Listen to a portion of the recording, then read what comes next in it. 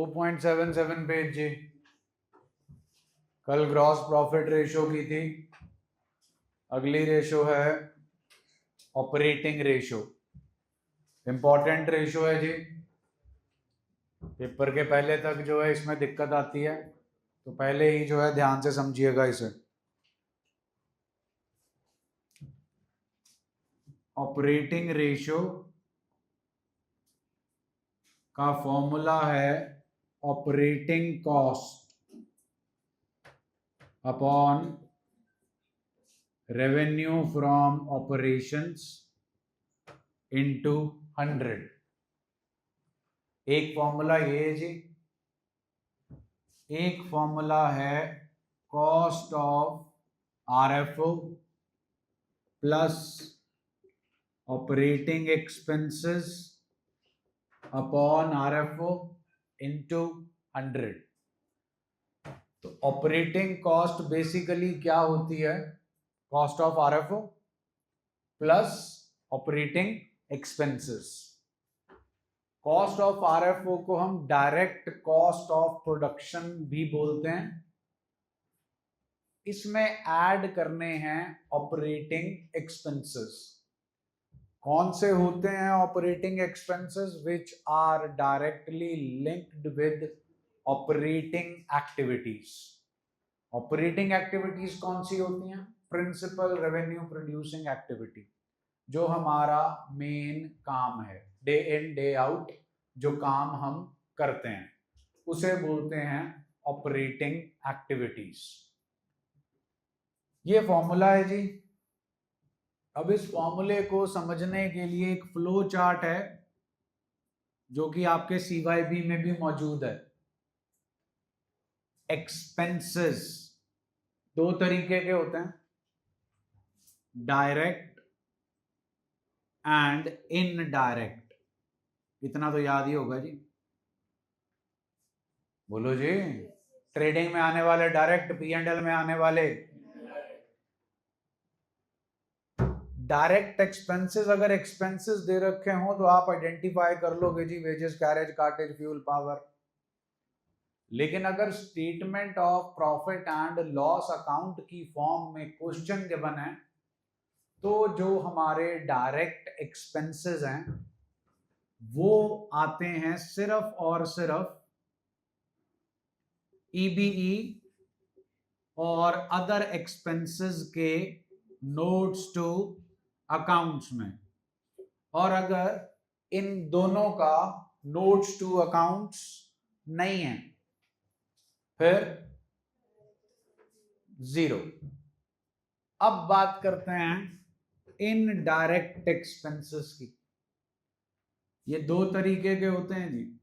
एक का नाम है ऑपरेटिंग और एक का नाम है नॉन ऑपरेटिंग। ऑपरेटिंग में आते हैं office and administrative, selling and distribution, बहुत सारे आते हैं जी ऑपरेटिंग में। पता लगाने का बेस्ट तरीका है, आई होप आपको इनडायरेक्ट एक्सपेंस आइडेंटिफाई हो जाएगा। Once you have identified your indirect expense, तो फिर आपको आइडेंटिफाई करना है कि ये ऑपरेटिंग है कि नॉन ऑपरेटिंग। ऑपरेटिंग की टेंशन नहीं लेनी, वो तो बहुत सारे हैं। टेंशन लेनी है नॉन ऑपरेटिंग की, क्योंकि वो दो ही हैं। तो अगर इनडायरेक्ट है और वो नॉन ऑपरेटिंग दो नहीं है तो फिर कौन से हुए? तो जो नॉन ऑपरेटिंग है जनाब वो है फाइनेंस कॉस्ट। याद है जी, CP सेफडो का F स्टैंड्स फॉर, मतलब फाइनेंस को अरेंज करने की कॉस्ट, मतलब सारे उधारों पे दिया जाने वाला interest. So finance cost is interest on borrowings. इसमें लॉन्ग टर्म भी आ गई और शॉर्ट टर्म भी आ गई। बैंक ओवरड्राफ्ट भी आ गया, कैश क्रेडिट भी आ गया। दूसरा है जी नॉन ऑपरेटिंग। कहां पड़े मिलेंगे? क्या लिखा है? अदर एक्सपेंसेस में भी कहां मिलेंगे? नोट्स टू, उसमें भी एक ही मिलेगा, loss on sale of assets या एबनॉर्मल लॉस, जो नॉर्मल नहीं है। एसेट कोई बेच लो जी, फिक्स्ड एसेट, कोई इन्वेस्टमेंट बेच लो, कोई भी loss by fire, loss by theft हो गया, सब हमारे लिए है क्या? लिखा होना चाहिए, कहां पर मेंशन होगा तभी मानेंगे, अदरवाइज नहीं मान सकते। तो ये हो गए हमारे क्या जी, क्या हो गए ये?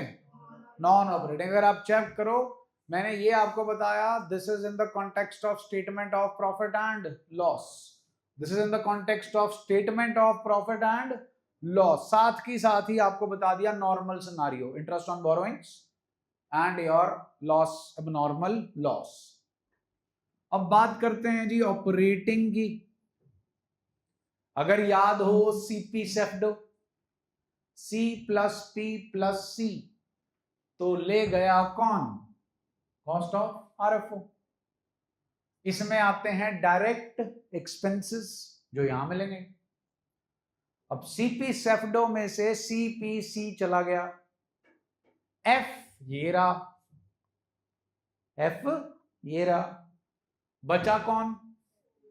ईबीई, एम्प्लॉय बेनिफिट एक्सपेंसेस, और बचा G D, D stands for depreciation and amortisation, और बचा जी ओ, ओ स्टैंड्स फॉर अदर एक्सपेंसेस। अब ध्यान से सुनिएगा, depreciation and amortization will always be AO. AO stands for always operating, always operating। ये क्या लिखा है? EBE, तुम्हारे सामने फ्लो चार्ट बनाया हुआ है। EBE ऑपरेटिंग भी हो सकता है और डायरेक्ट भी।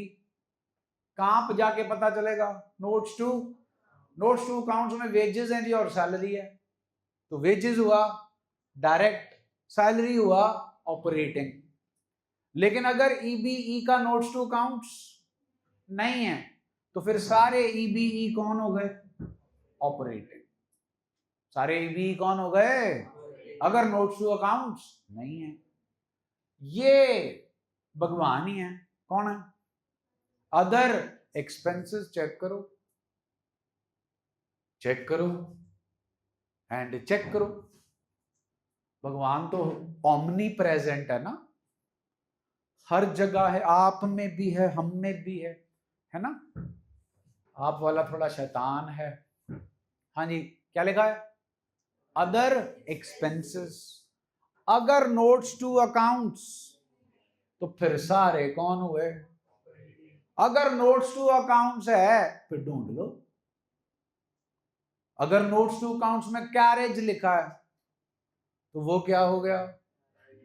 अगर कैरेज आउटवर्ड लिखा है वो क्या हो गया? और अगर loss on sale of asset लिखा है वो क्या हो गया?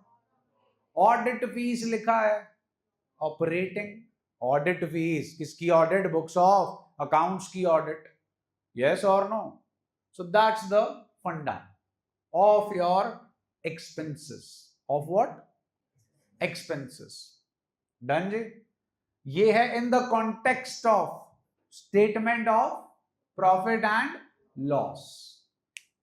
और अगर मैं नॉर्मल ट्रेडिंग P&L में जैसे आपको खर्चे दिए होते थे in the form of trial balance की बात करूं, तो direct, I hope you are able to identify, and once you have identified that these are indirect, तो इनडायरेक्ट में सिर्फ दो चीजें देखनी है आपने, एक उधार पे इंटरेस्ट तो नहीं है, और एक कोई अब नॉर्मल लॉस तो नहीं है। नहीं है तो फिर सारे क्या हो गए? ऑपरेटिंग। डन है जी। ये क्या है? का उल्टा, रेवेन्यू। अब एक्सपेंस कितने तरीके का है? दो, डायरेक्ट एंड, तो रेवेन्यू भी कितने तरीके का होगा? Direct and indirect. डायरेक्ट क्या हुआ? RFO, trading account by net sales, direct revenue. आपकी कंसर्न नॉन फाइनेंस कंपनी है, केड़ी? तो यहां पर आता है सेल ऑफ स्क्रैप, वो भी क्या है? डायरेक्ट। अब क्या है जी?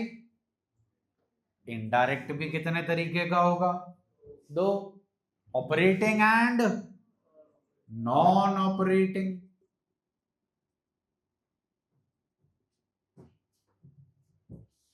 पी एंड एल पता है, बाय साइड पता है, by gross profit transferred from trading account, bye rent received, commission received, interest received, bad debt recovered, excess provision written back means buy provision for doubtful debt old, less bad debt, less further bad debt, less new provision, buy profit on sale of assets। ये सब कहां आता था? By side. किसकी by side? P and L क्या है? By side.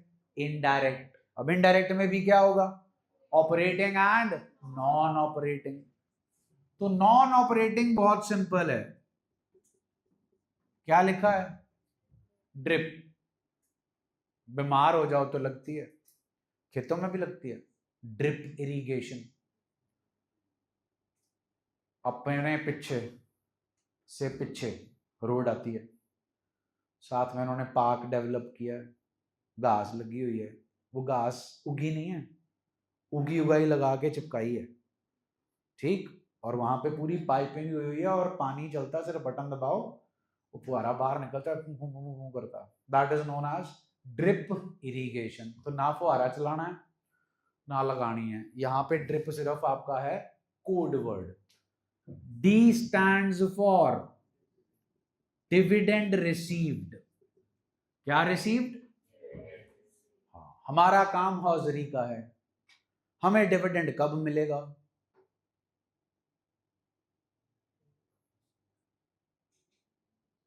तुम paper दे के 12वीं से 10वीं में तो नहीं चले गए?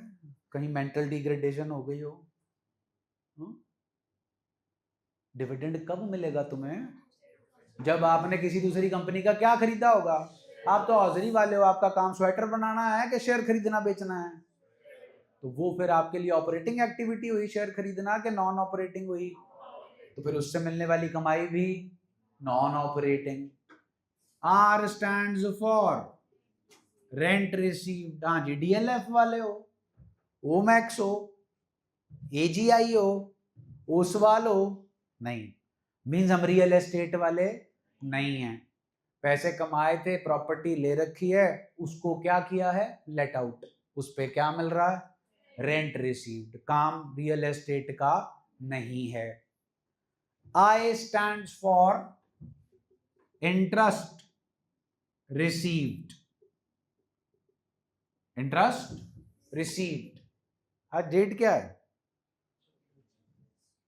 हाँ भाई, इंटरेस्ट कब मिलेगा हमें? जब हम किसी को लोन देंगे। आईसीआईसीआई, एचडीएफसी पापा का ही है? नहीं, तो हम बैंक वाले नहीं हैं। पैसा एक्स्ट्रा पड़ा था, उधारी दे दिया, उस पे क्या मिलेगा? Non operating. ये क्या लिखा?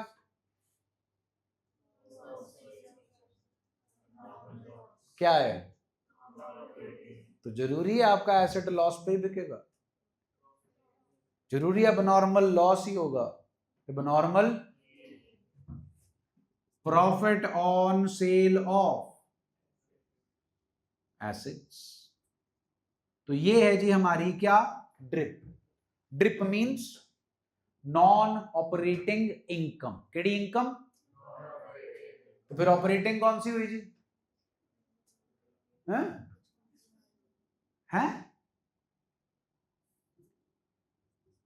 Commission received is the most important thing. It is other operating income. अगर आपका काम ट्रेडिंग का है तो ट्रेडिंग के काम में हम सिर्फ माल पे बेचते हैं और माल बिके हुए माल पे हमें क्या मिलता है? कमीशन। वैसे कहने को और भी है, bad debt recovered, discount received, excess provision return back, ये सब क्या है? Operating. Bad debt recovered, bad debt किस चीज का होता है? अपना पैसा मर जाए पैसा कब मरेगा? जब उधार पे क्या बेचोगे? माल। माल बनाना, माल बेचना नॉन ऑपरेटिंग के ऑपरेटिंग।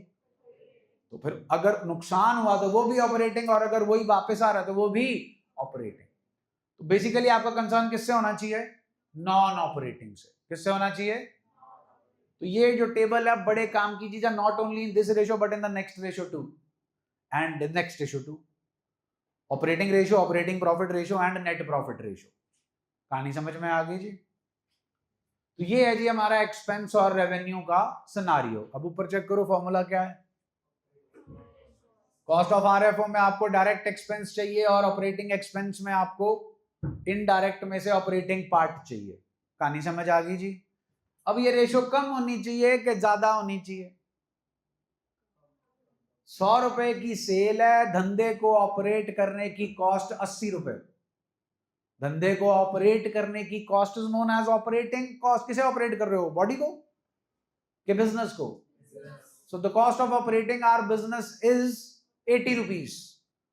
तो 80% आ गई जी क्या? Operating ratio. तो फिर ऑपरेटिंग प्रॉफिट कितना होगा? 20%। यस और नो? जल्दी बोलो जी।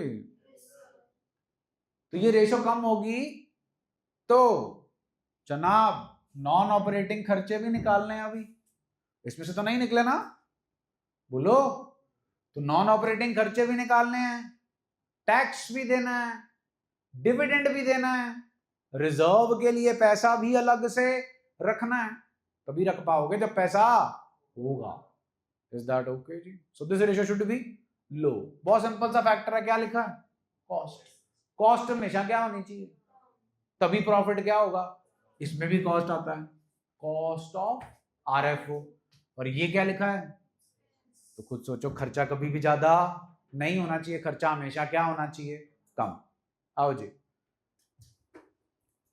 नॉन ऑपरेटिंग इनकम एक्सपेंसेस सब आपको बता दिया जी। नीचे एग्जांपल्स दे रखे हैं, अंडरलाइन कर लो, page number 4.77 bottom of the page.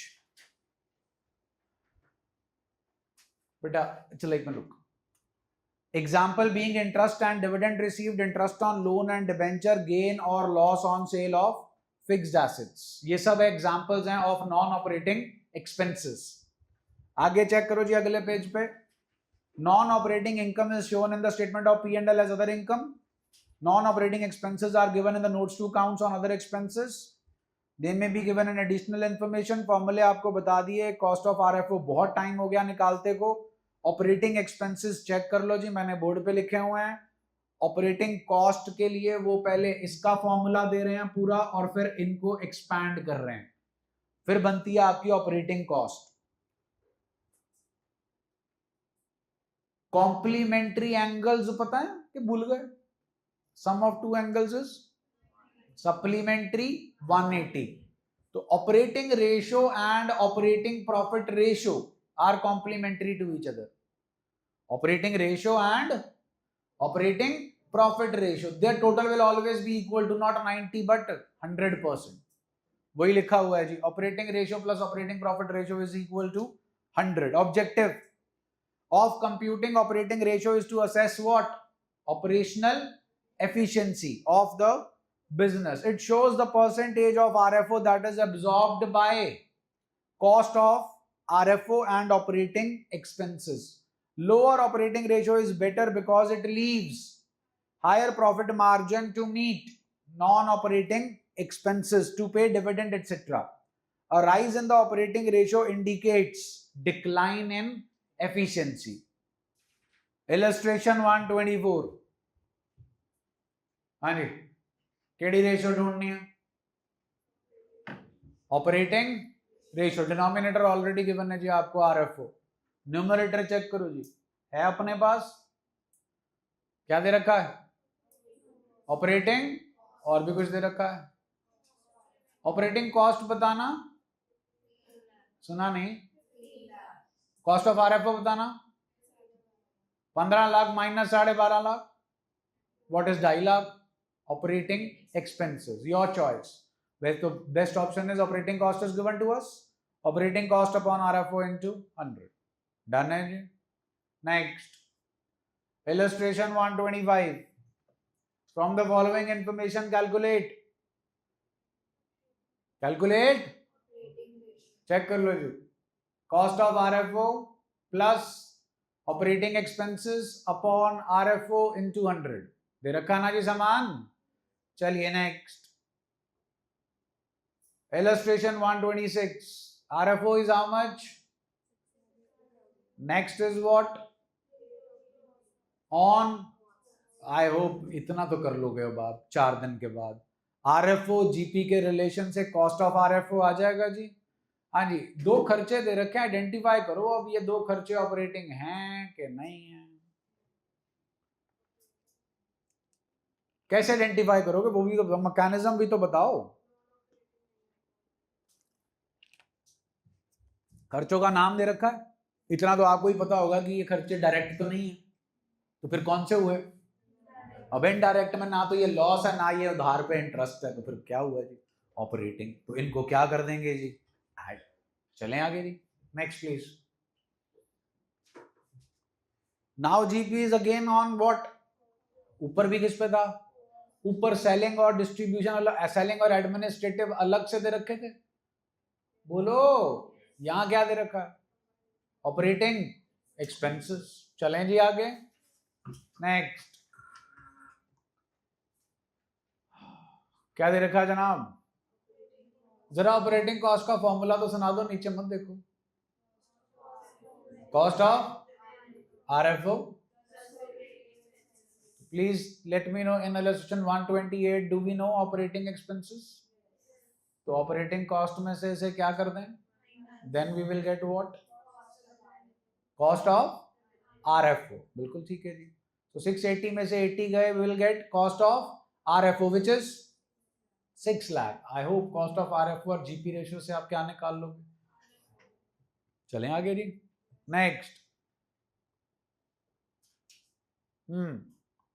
KD ratio निकालनी है जी?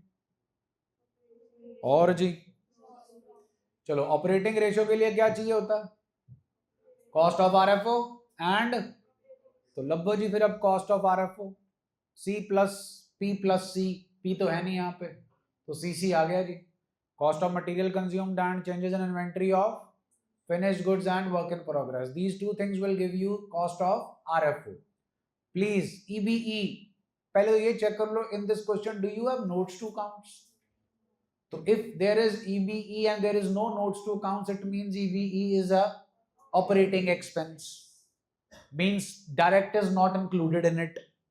Then comes finance cost which is always non-operating. Then comes other expenses, no notes to accounts means it is also operating. Done है जी.